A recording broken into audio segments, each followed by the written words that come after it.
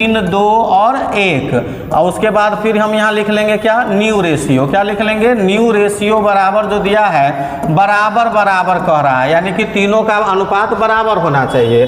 अब इस प्रकार से हम लोग कर सकते हैं, लिखेंगे ए बराबर और एक आपको पैटर्न लेना है। क्या पैटर्न लेना है, ओल्ड माइनस न्यू रेशियो का पैटर्न लेना है, या आप न्यू माइनस ओल्ड रेशियो का भी पैटर्न ले सकते हैं गेन सेक्रीफाइस में। तो यहाँ ओल्ड माइनस न्यू का अगर आप पैटर्न लेते हैं तो प्लस में जो आएगा वो सेक्रीफाइस कहलाएगा और माइनस में जो आएगा वो गेन कहलाएगा।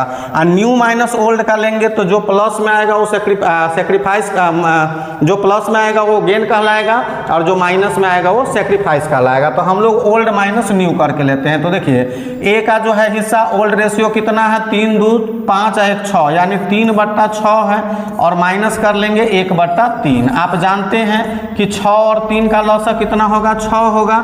6 इकाई 6 तो 3 के 3 और 3 दूना 6 तो 2 यानी 1/6 प्लस में आ रहा है, यानी कि ए क्या किया, ए जो है सेक्रीफाइस किया।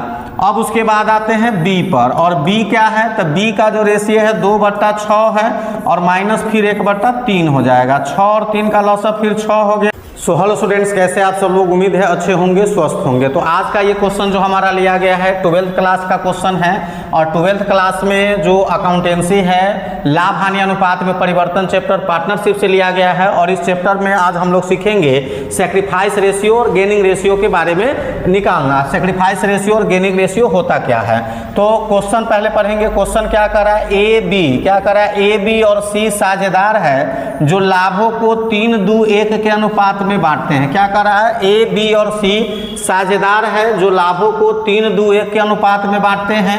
1 अप्रैल 2025 के प्रभाव से वे लाभों को बराबर बराबर अनुपात में विभाजन करने के लिए क्या हुए, सहमत हुए। आपको त्याग अनुपात और लाभ प्राप्ति अनुपात की गणना करना है। यानी इसमें 3 साझेदार है, तीनों का ओल्ड रेशियो और न्यू रेशियो दिया गया है और कह रहा है कि आपको त्याग अनुपात और लाभ प्राप्ति अनुपात की गणना करना है, मतलब गेन रेशियो और सेक्रीफाइस रेशियो निकालना है। तो इसके लिए हमको ये नहीं पता है कि कौन गेन करेगा और कौन सा सेक्रीफाइस करेगा। तो सबसे पहले हम लोग यहाँ लिख लेते हैं ओल्ड रेशियो। क्या लिख लेंगे, old ratio is equal to है 3, 2 और 1 और उसके बाद फिर हम यहाँ लिख लेंगे क्या, न्यू रेशियो। क्या लिख लेंगे, न्यू रेशियो बराबर जो दिया है बराबर बराबर कह रहा है, यानी कि तीनों का अनुपात बराबर होना चाहिए। अब इस प्रकार से हम लोग कर सकते हैं, लिखेंगे ए बराबर और एक आपको पैटर्न लेना है। क्या पैटर्न लेना है, ओल्ड माइनस न्यू रेशियो का पैटर्न लेना है, या आप न्यू माइनस ओल्ड रेशियो का भी पैटर्न ले सकते हैं गेन सेक्रीफाइस में।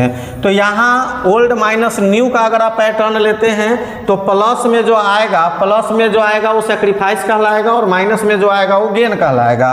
और न्यू माइनस ओल्ड का लेंगे तो जो प्लस में आएगा वो सेक्रीफाइस जो प्लस में आएगा वो गेन कहलाएगा और जो माइनस में आएगा वो सेक्रीफाइस कहलाएगा। तो हम लोग ओल्ड माइनस न्यू करके लेते हैं। तो देखिए ए का जो है हिस्सा ओल्ड रेशियो कितना है, 3, 2, 5, 1, 6 यानी 3/6 है और माइनस कर लेंगे 1/3। आप जानते हैं कि 6 और 3 का लॉसा कितना होगा, 6 होगा।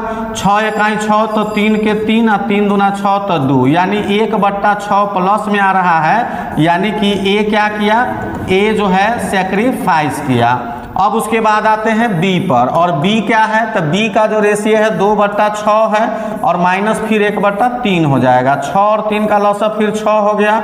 6 इकाई 6 तो 2 और 3 दूना 6 तो 2 यानी कि आपका बी जो है ये बिल्कुल नील हो गया, कुछ भी नहीं बचा इसका। सी बराबर फिर कितना है, 1/6 है और माइनस 1/3 है। तो इस प्रकार से 6, 3 का लॉस 6 इकाई 6 तो 1, 3 दूना 6 यानी कि माइनस 1/6 आ रहा है और ये क्या करेगा, आपका गेन करेगा। तो देखिए कितना आसान तरीका से आपको जो है गेन सेक्रीफाइस रेशियो निकालना हम सिखाए हैं। सबसे पहले आप क्या करेंगे, ओल्ड रेशियो लिख लेंगे, न्यू रेशियो लिख लेंगे, उसके बाद ओल्ड में से न्यू को माइनस करते चलेंगे। जो प्लस में आएगा वो सेक्रीफाइस कहलाएगा, जो माइनस में आएगा वो गेन कहलाएगा। लेकिन इसका दूसरा भी पैटर्न है, न्यू माइनस ओल्ड करके भी लेते हैं तो उसमें अपोजिट हो जाएगा। जो माइनस में आएगा वो सेक्रीफाइस कहलाएगा, जो प्लस में आएगा वो गेन कहलाएगा। तो ये वीडियो आपको कैसा लगा, वीडियो अच्छा लगा हो तो वीडियो को लाइक करके चैनल को सब्सक्राइब करके बेल आइकन को जरूर दबा लेंगे ताकि आने वाले वीडियो का नोटिफिकेशन मिलता रहे और दोस्तों में शेयर करना ना भूलेंगे। आज के लिए इतना ही।